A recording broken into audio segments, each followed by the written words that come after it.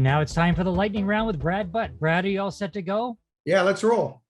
Well, it finally happened. The writ is dropped. What's all the excitement that we're hearing about? Well, I mean, the worst kept secret in the country, I guess. But yes, the Prime Minister went to pay a visit to the Governor General last Sunday, and she has dissolved Parliament for the 44th election in Canada. So the candidates, the leaders, everybody's off to the races. 36 days of fun, and we'll see what happens on September the 20th. Brad, all kinds of election promises coming out of the Liberals already. What can we expect to hear? Yeah, actually, on day one, the Liberal leader, Justin Trudeau, announced ongoing support for businesses. That was a little bit surprising. I mean, in a positive way, because I wasn't quite sure where he was going to be on some of these issues, but he's announced the extension of if they are reelected, of the Canada Hiring Recovery Benefit to March of next year. Lots of businesses said they needed way more time for these programs. So that is certainly a good promise that's been made so far.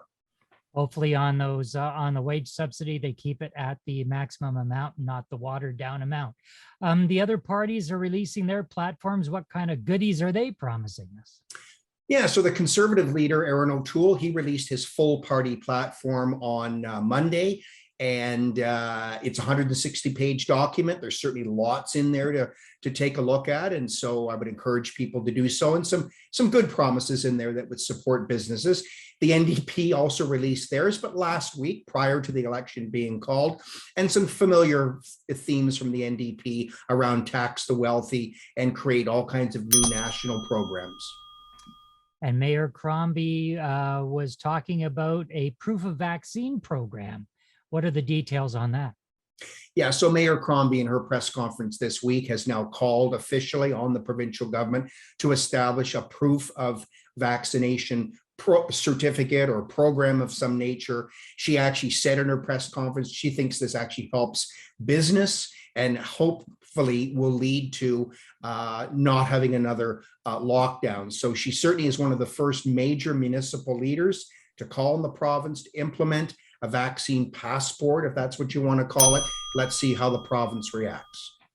Brad, everybody was hiding around corners and not wanting to get involved in mandatory vaccines in the workplace, but it seems like we've got some momentum happening now.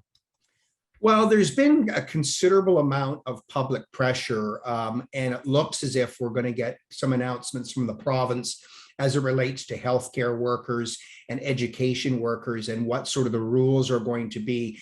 Once government entities start to require this, then it's likely that it can morph into the private sector. So this has certainly got some legs behind it. Many more people jumping on the bandwagon, insisting on mandatory vaccinations.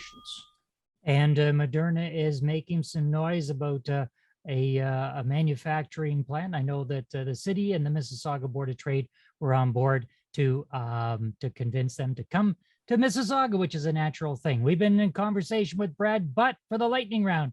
Brad, we'll see you next week. Thanks, David.